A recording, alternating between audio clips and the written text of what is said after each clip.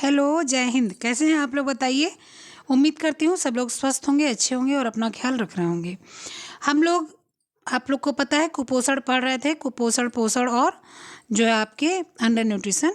तो उसके सारी चीज़ें हम लोगों ने देखी थी। जो नहीं देखा है वो जाके पीछे की वीडियो देखें ताकि आपको आगे की वीडियो समझ में आए।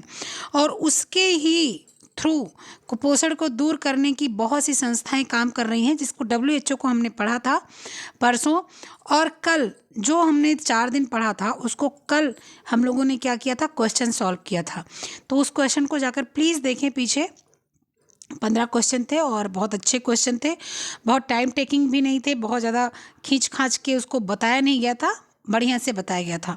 तो उसको आप ज़रूर देखें।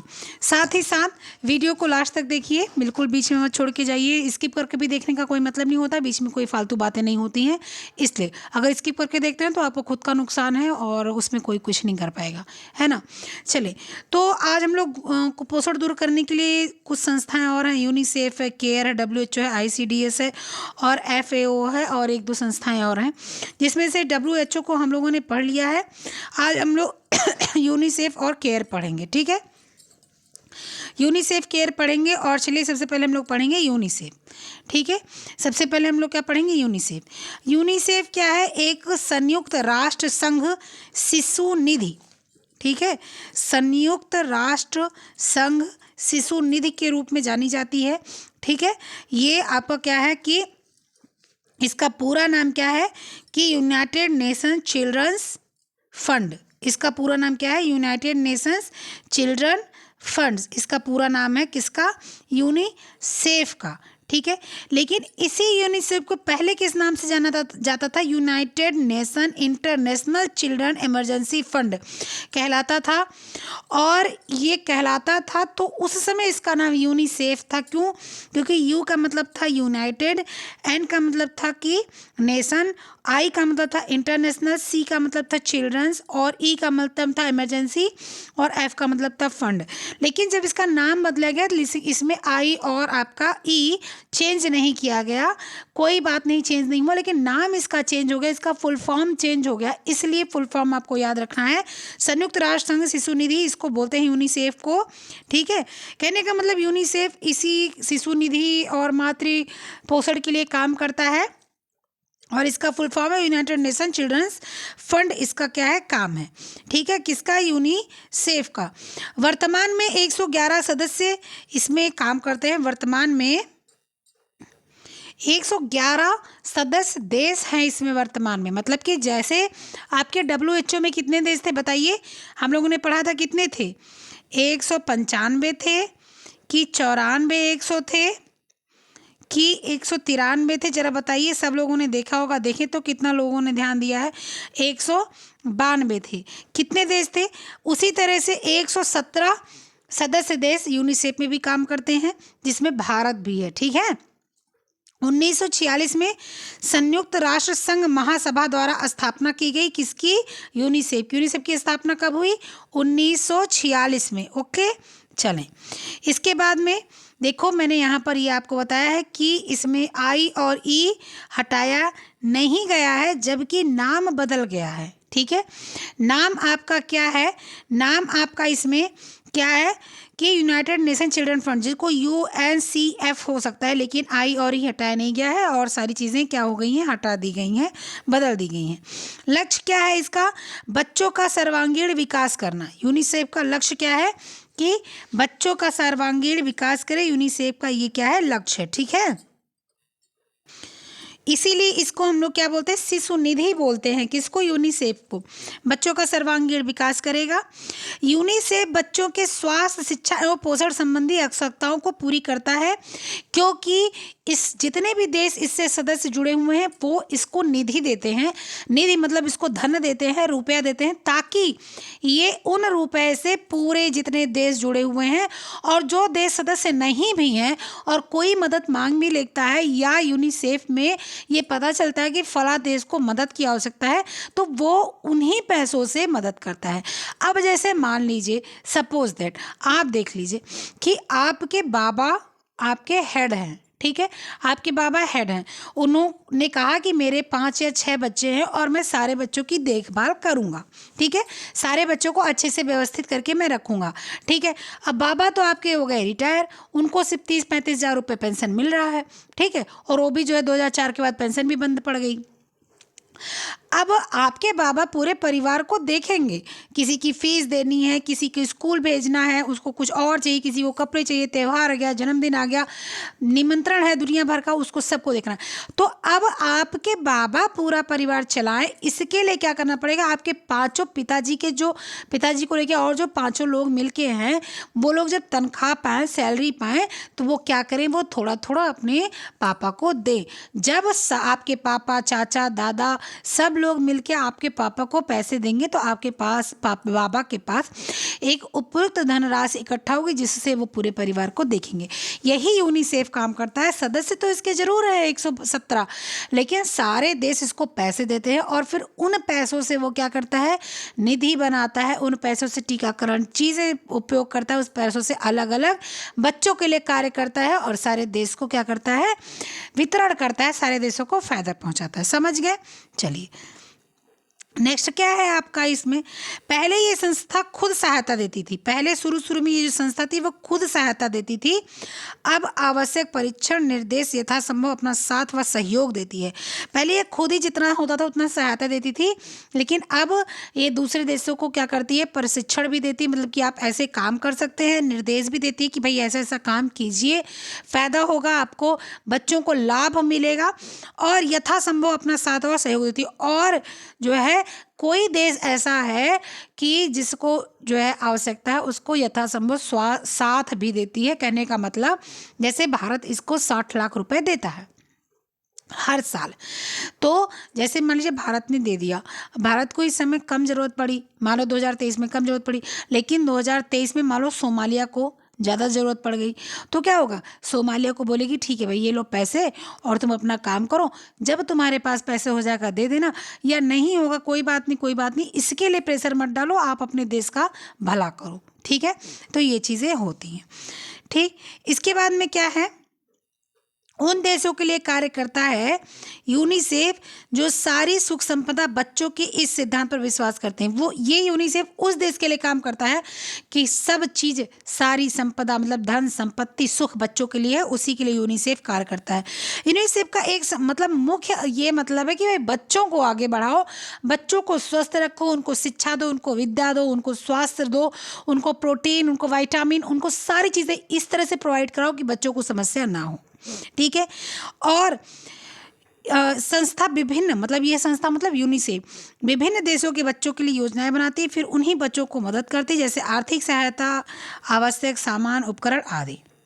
1949 में भारत के लिए एक अनुबंध के अंतर्गत सर्वप्रथम 150 टन मिल्क पाउडर दिया गया था। 1949 में भारत के लिए एक अनुबंध मतलब एक कागजी तैयारी या एक जो है मित्रतापूर्ण या आप ये समझ लो एक संबंध के अंतर्गत क्या हुआ था, भारत को दूध की आवश्यकता थी, उसमें 50 टन मतलब तो एक टन में कितना होता है, 1000 किलोग्राम होता है शायद, ठीक है, 1000 किलोग्राम होता है, तो 50 टन दूध पाउडर भारत को दिया था यूनिसेफ ने। सबसे पहले भारत के लिए यही सुविधा दी थी यूनिसेफ ने, सबसे पहले भारत को, ठीक है, भारत को सबसे पहले यूनिसेफ ने दूध का पाउडर ही भेजा था।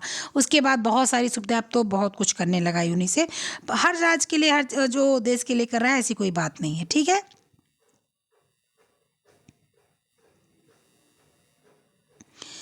इसके बाद में क्या है, यूनिसेफ का कार्य क्षेत्र क्या क्या है, मतलब यूनिसेफ किस किस कार्य क्षेत्र में काम करता है देख लो। माँ एवं बच्चे के लिए स्वास्थ्य सेवाएं, अब माँ और बच्चे के लिए स्वास्थ्य सेवाएं का क्या मतलब है, प्रदान करना, प्रशिक्षण देना। अब माँ जब स्वस्थ रहेगी, जैसे मान लो गर्भवती किसी भी महिला के बच्चा है पेट में, तब जब उसको पता चलेगा मुझे क्या खाना चाहिए, तभी तो उसका बच्चा स्वस्थ रहेगा। और बच्चा पैदा हो जाता है उसके बाद भी माँ को पता हो कि मुझे क्या खाना है, कैसे रहना है, कैसे सोना, क्या नहीं खाना, तभी बच्चे को दूध भी अच्छे से पिला पाएगी। तो माँ एवं बच्चे के लिए स्वास्थ्य सेवाएं प्रदान करता है, प्रशिक्षण भी देता है कि मतलब ऐसे रहो, ऐसे बच्चों को पालो, तुम गर्भवती हो तो ऐसे अपने खान पान का ध्यान दो, ऐसे उठो बैठो, थोड़ा एक्सरसाइज करो, थोड़ा सा जो है घूमो फिरो, बहुत कूदा फांदी मत करो, ऐसा सब चीज़ें यूनिसेफ जो है प्रशिक्षण भी देता है। ठीक है। रोगों पर नियंत्रण जिससे हर साल लाखों बच्चे परेशान होते हैं। ठीक है, उन रोगों पर नियंत्रण करवाता है। अब कैसे करवाता है? टीकाकरण करवाता है। ठीक है, उनको दवाइयाँ देता है, उनके यहाँ छिड़काव करवाता है, यूनिसेफ के द्वारा होता है। वो अलग सी बात है, भारत में हो रहा है तो ये हो रहा है कि चलो मोदी सरकार करवा रही, या मनमोहन सरकार करवा रही, या कांग्रेस या भाजपा करवा जरूर रही है, लेकिन यूनिसेफ से मदद मांगा है। ऐसा नहीं कि अकेले से ढिढोरा पीटा हुआ है, नहीं, मदद मांगा है और मदद दिया है उसने। और मदद दिया है तो क्या हुआ है, ये सारी चीज़ें हुई हैं, हैजा हुआ, मलेरिया हुआ, क्षय रोग हुआ, कोढ़ हुआ मतलब कुष्ठ रोग हुआ, इन सब, या कोरोना हुआ, मतलब कोरोना तो फिलहाल WHO के अंतर्गत आता है। इन सारी समस्याओं को लेकर क्या होता है, यूनिसेफ अपना कार्य करता है। ठीक है, जिससे बच्चों को जो है समस्या ना हो, इस तरह से काम करता है यूनिसेफ। ठीक है, इसके बाद में पाउडर मिल्क, यानी कि मिल्क पाउडर के अलावा और पोषण तत्व देने के लिए बच्चों के लिए योजनाएं हैं यूनिसेफ के पास। मिल्क पाउडर देने के बाद भी और बहुत से पोषण क्षेत्र में यूनिसेफ कार्य करता है बच्चों के लिए। ठीक है, ऐसी बात नहीं है, बहुत सा क्षेत्र यूनिसेफ के अंतर्गत आता है जिसमें यूनिसेफ मदद करता है। यूनिसेफ को एक हिसाब से आप ये समझ सकते हो कि उसने बच्चों को गोद ले रखा है और वो उसके बच्चे हो गए हैं। अब वो सारे बच्चों को क्या करता है, सारे बच्चों को अच्छी अच्छी चीज़ें, अच्छी अच्छी मदद करने की कोशिश करता है। कौन? यूनिसेफ। ठीक है। अच्छा, प्राकृतिक और सामाजिक प्रकोपों में सेवा देना, जैसे प्रकृति मतलब बाढ़ आ गया, भूकंप आ गया, सुनामी आ गई, तो क्या होता, इसमें यूनिसेफ बच्चों की और माताओं की देखभाल करता है। जैसे कि जो है गर्भवती स्त्री है, दुग्धपान वाली कराने वाली स्त्री है, इसके छोटे छोटे बच्चे हैं और बच्चे हैं उनकी, साथ साथ सामाजिक मतलब युद्ध हो गया, युद्ध वगैरह होने लगते, जैसे यूक्रेन में देखो अभी युद्ध हो रहा था, तो यूक्रेन के लोगों को बड़ी समस्या थी, तो वहाँ पर पोषण संबंधी जो कार्य क्षेत्र होते हैं वो काम करेंगे ही करेंगे।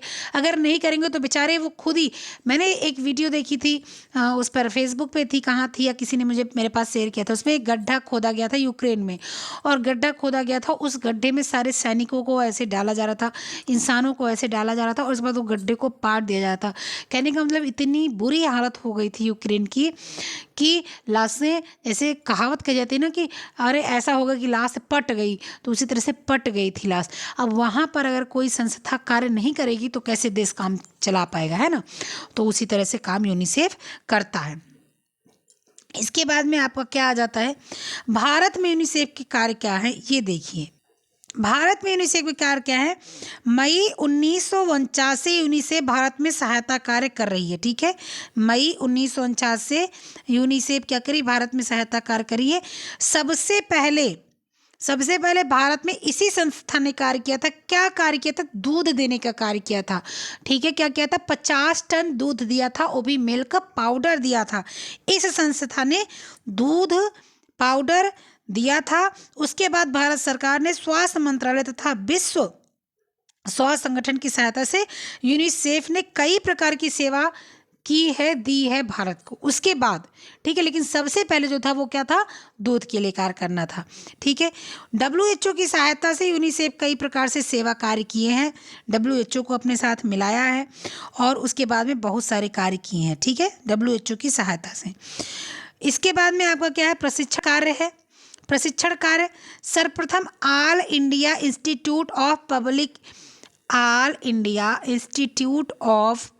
Public health and hygiene Calcutta को मातृ एवं शिशु स्वास्थ्य केंद्र खोलने के लिए आर्थिक अनुदान प्राप्त कराया था। ऑल इंडिया इंस्टीट्यूट प्रशिक्षण कार्यक्रम में, प्रशिक्षण देने में, कि आपको भारत को, अपने लोगों को, अपने बच्चों को आप कैसे जो है सही सलामत रखेंगे, उसके लिए all India institute of public health and hygiene Calcutta को मातृ एवं शिशु स्वास्थ्य केंद्र खोलने के लिए आर्थिक अनुदान दिया था। किसने?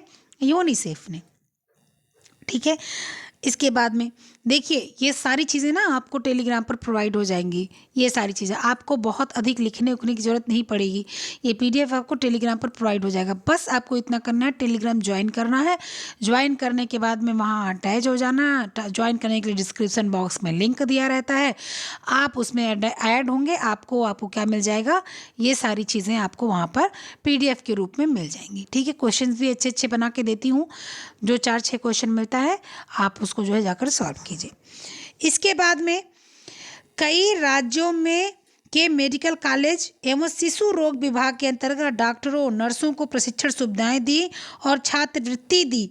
ये कार्य अभी भी जारी है। ठीक है, ऐसा नहीं है, आज भी यूनिसेफ बहुत कार्य कर रहे हैं और कोई कार्य बंद नहीं किए हैं। ठीक है, इसके बाद में क्या यूनिसेफ कर रहा है, आओ देखते हैं। मातृ एवं शिशु कल्याण एवं ग्रामीण स्वास्थ्य, मातृ एवं शिशु कल्याण ग्रामीण स्वास्थ्य यानी कि mother and child welfare and village health service, इसके अंदर 3000 मातृ शिशु कल्याण केंद्र की सेवा सहायता दी है। इसके अंतर्गत 3000 मातृ शिशु कल्याण केंद्र हैं, उनको सहायता दी है किसने, यूनिसेफ ने। ठीक है, इसके बाद स्वास्थ्य सेवा, स्वास्थ्य सेवा कैसे यूनिसेफ दे रहा है, स्वास्थ्य सेवा यूनिसेफ कैसे दे रहा है, मलेरिया उन्मूलन, मलेरिया को खत्म करने के लिए डीडीटी का वितरण कराया। ठीक है, पूरे एशिया वाले क्षेत्र में कराया, मतलब कि पूरे एशिया जो आपका पूरा एशिया महाद्वीप है सब में कराया, वितरण कराया कि डीडीटी का छिड़काव कराओ। और जो है उसके बाद में क्या किया कि एशिया का सबसे बड़ा डीडीटी उत्पादक कारखाना दिल्ली के पास स्थापित किया।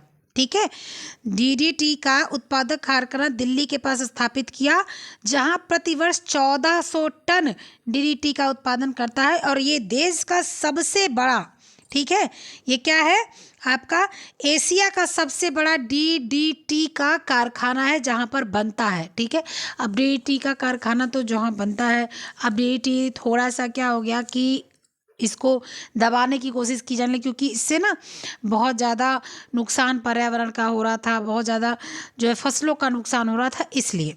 लेकिन क्या है कि प्रतिवर्ष 1400 टन डीडीटी का उत्पादन करता है। सरकारी सहायता से दूसरा कारखाना केरल में स्थापित किया गया। ठीक है, इसको नोट करिए कि जो दूसरा कारखाना है वो कहाँ पर, केरल, कहाँ पर, केरल में इसका स्थापित किया गया। ठीक है, सबसे पहला कहाँ पर जो है, कहाँ वो किया गया, दिल्ली में, दिल्ली में कि दिल्ली के पास किया गया, जो कि पूरे एशिया का सबसे बड़ा कारखाना है जो 1400 टन डीडीटी का उत्पादन करता है प्रतिवर्ष। इसके बाद दूसरे नंबर पर केरल का जो है कारखाना स्थापित कराएगा केरल में।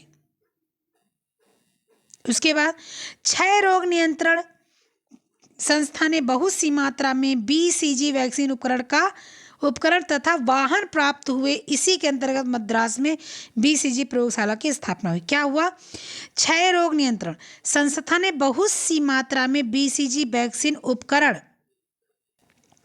कहने का मतलब है कि जो है बीसीजी उपकरण मतलब छिड़काव वाले, या वाहन मतलब कि वाहन जो छिड़काव करने के लिए चलते हैं, वाहन जो है क्या हुआ, प्राप्त हुए। इसी के अंतर्गत मद्रास में बीसीजी प्रयोगशाला की स्थापना हुई। ठीक है, मद्रास में क्या हुई, बीसीजी प्रयोगशाला की स्थापना हुई।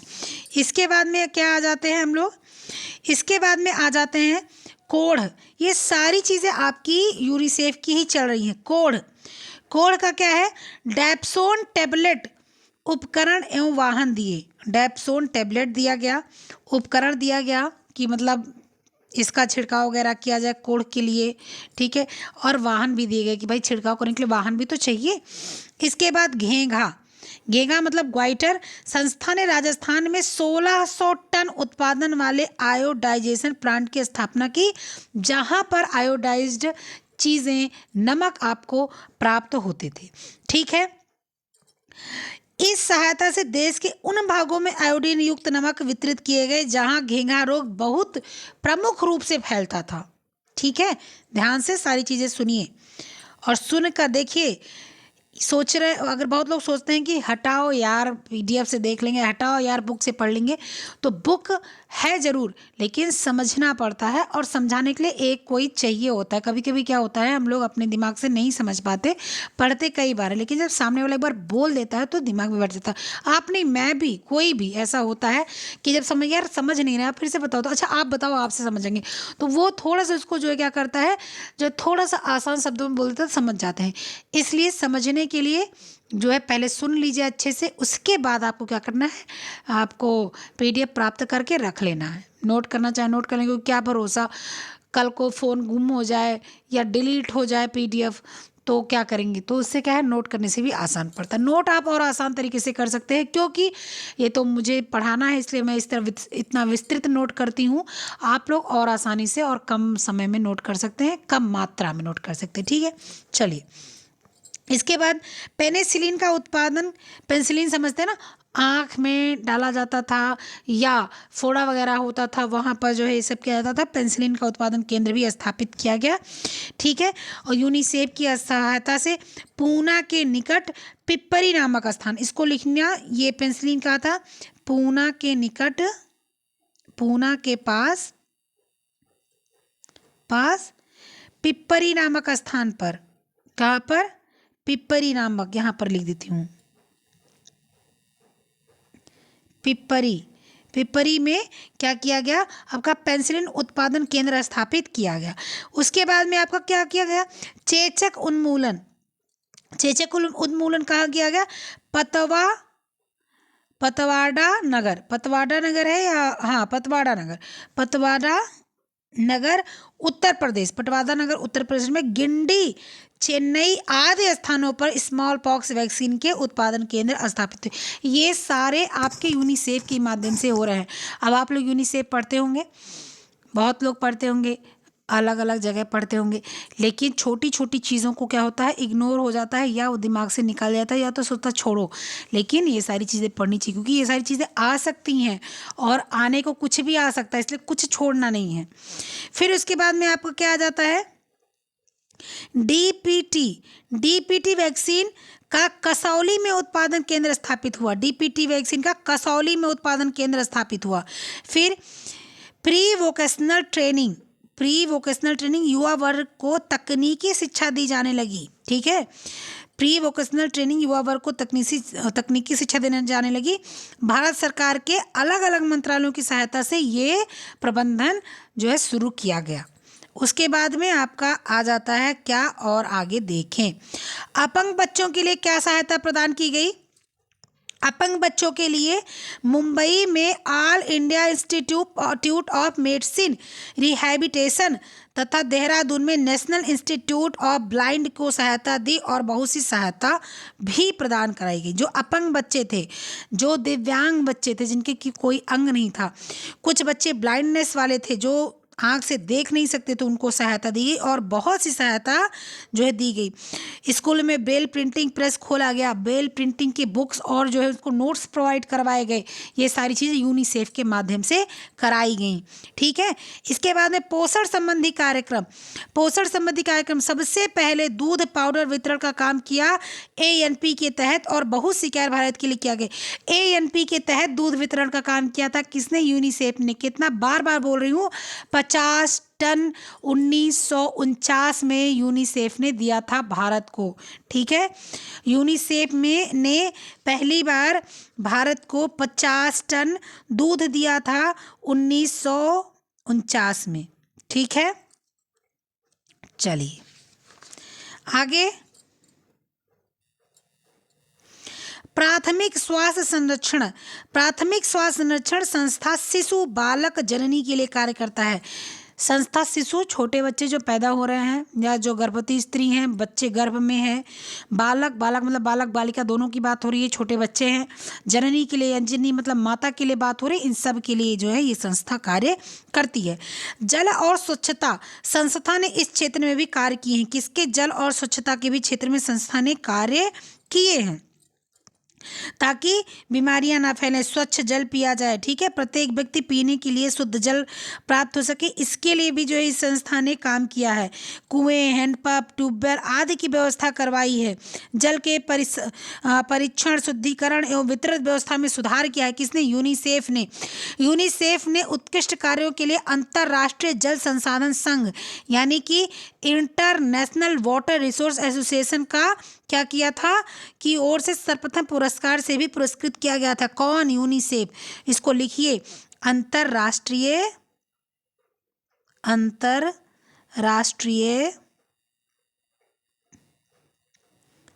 जल संसाधन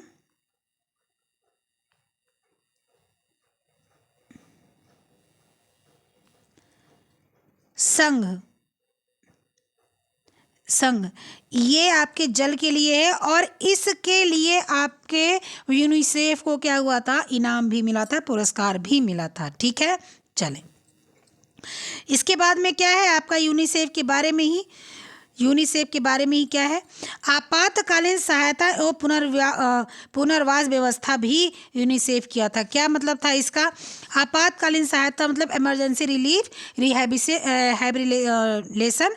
क्या था? यूनिसेफ संकट काल एवं आपातकाल से ग्रस्त राष्ट्रों, देशों, क्षेत्रों आदि को सहयोग प्रदान किया था। प्राकृतिक विपदा मैंने बताया था, भूकंप, बाढ़, सूखा, अकाल, ऐसे बहुत सी चीज़ों को जो है जिससे लोग समस्याग्रस्त थे उसके लिए भी ये मदद करता है।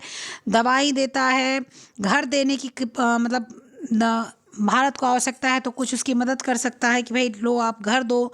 ठीक है, आपके दवाइयों की पूर्ति, जल की पूर्ति, खाद्य सामग्री की पूर्ति, ये सारी चीज़ों को यूनिसेफ उपलब्ध करवाता है। संयुक्त राष्ट्र संघ यानी यूएनओ के द्वारा विशेष सहायता अनुदान की सुविधा भी उपलब्ध करवाता है, जिसमें भूकंप हो गए, दंगे हो गए और जो है आपके सूखा हो गया, आपकी सुनामी हो गई, इन सब के लिए भी यूनिसेफ कार्य करता है। वर्तमान में यूनिसेफ जो है ये शिशु व बालकों के मृत्यु दर को कम करने का अभियान कर रहा है। ठीक है, इसको थोड़ा सही करेंगे, कम मृत्यु दर को कम करने का अभियान चला रहा है। और वो अभियान क्या है? गोबी। क्या अभियान है? गोबी। गोबी का फुल फॉर्म क्या है? Growth oral breast program. ये आप इम्यूनाइजेशन ये आपका है। और क्या है? गो मतलब हो गया कि वृद्धि विक्षण,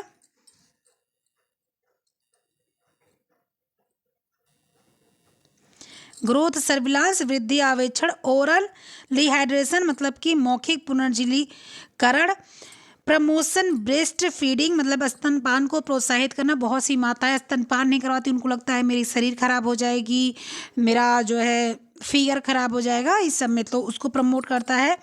और इम्यूनाइजेशन प्रोग्राम यानी कि प्रतिरक्षण कार्यक्रम। ठीक है, इम्यूनाइजेशन मतलब कि टीकाकरण और वो जो दवा और पोलियो पिलाई जाती है इन सब के पीछे। ठीक है, और गोभी जो प्रोग्राम है ना, ये 6 बीमारी से लड़ने के लिए गोभी प्रोग्राम को क्या किया गया है? प्रोत्साहित किया गया है। यूनिसेफ संयुक्त राष्ट्र संघ को वित्तीय सहायता नहीं प्राप्त होती, बल्कि इसके जो है आपके जो सदस्य हैं ये वित्तीय सहायता प्रदान करते हैं। वर्तमान में यूनिसेफ के 117 सदस्य हैं देश, आपको बताया मैंने। यूनिसेफ अपने कार्डों को बेचकर अपने साधनों को 10% मजबूत करता है। केवल भारत में लगभग 7 से 8 लाख रुपए प्रति वर्ष बिक्री किए जाते हैं कार्ड यूनिसेफ के। ठीक है, यूनिसेफ पे कार्ड होते हैं, उसमें छपा रहता है ये प्रोग्राम है, ये रक्षण प्रक्रिया है, ये प्रशिक्षण देना है, ये कार्ड हैं, ये बिकते हैं और इसको जो है फायदा होता है। साथ ही भारत प्रतिवर्ष यूनिसेफ को कितना? 60 लाख रुपए देता है, जो कि मैंने आपको पहले बता दिया है। भारत यूनिसेफ को प्रतिवर्ष कितना? 60 लाख रुपए देता है प्रति वर्ष। ठीक है, ये आप इसको ध्यान रखना, ये सारी चीज़ें आती हैं। ये हो गया। अब ये आपका यूनिसेफ प्रोग्राम सारा हो गया कंप्लीट। अब हम लोग पढ़ेंगे केयर। ठीक है, अब हम लोग क्या पढ़ेंगे? केयर बहुत बड़ा नहीं है, केयर को कोई बहुत बड़ी वो नहीं है। क्वेश्चन भले आ जाए केयर से क्वेश्चन बन सकते हैं, लेकिन बहुत बड़ी जो है कोई प्रॉब्लम वाली बात नहीं है इसमें। ठीक है, केयर को क्या बोलते हैं? इसका फुल फॉर्म क्या है केयर का? आपका cooperative for American relief everywhere. ठीक है, क्या है फुल फॉर्म आप उसका केयर का? Cooperative for American relief everywhere. और ये एक गैर सरकारी गैर सांप्रदायिक संस्था है, मतलब कि कोई संप्रदाय से नहीं, कोई धर्म संप्रदाय मतलब कोई धर्म से रिलेटेड नहीं है, हिंदू मुस्लिम सिख ईसाई पारसी फलानी ढिमकानी ये वो इनका दंगा उनका दंगा, इससे मतलब नहीं है। ये आपका गैर सांप्रदायिक और गैर सरकारी संस्था है। कौन? केयर। 1946 में केयर की स्थापना हुई। 1950 में जो है 50 से भारत में केयर काम कर रहा है। और 1961 से भारत में बच्चों के लिए एमडीएम की शुरुआत किया किसने? केयर के माध्यम से। और इसके बाद यूएसए के बाद सबसे बड़ी school feeding program SPP, school feeding program, ठीक है, एसपीपी जो है यूएसए के बाद सबसे बड़ी ये है आपकी कौन सी? केयर, ठीक है। इसके बाद जो है आइए और देख लेते हैं। बहुत मैंने इतना अच्छे से और शार्ट में आपको बता देना है कि आपको कुछ नहीं दिक्कत होनी है। अगर आप 2 बार देख लो बिल्कुल एकदम रट जाना। कोई फायदा, कोई बुक मत पढ़ो बुक, कोई ज़रूरत नहीं बुक रटने की। इतने छोटे शार्ट में समझो सारी मुख्य मुख्य बातें, कोई ज़रूरत नहीं मोटी मोटी बुक जो है बुक रखो पढ़ो, बस उतना कि आप पढ़ो ताकि कन्फ्यूज़न हो तो आके आप पूछो, ठीक है। और इसके बाद में ऐसा नहीं कि बुक पलटते जाओ और मिल ना पाए, पढ़ ना मिले, ठीक है। इसके बाद में बच्चों को पन होगा, पन से दूर करने के लिए 1970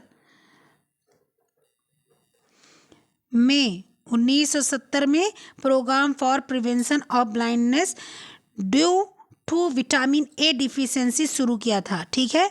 क्या किया था? देखो मैं यहाँ पर थोड़ा सा इसको डार्क करूँगी। 1970 में बच्चों के अंधेपन को दूर करने के लिए 1970 में program for prevention of blindness due to vitamin A deficiency शुरू किया था। किसने? केयर ने। केयर मुख्यतः अगर देखा जाए तो केयर आपका अगर मुख्यतः देखा जाए तो ये कार्य ही कर रहा है किसके लिए?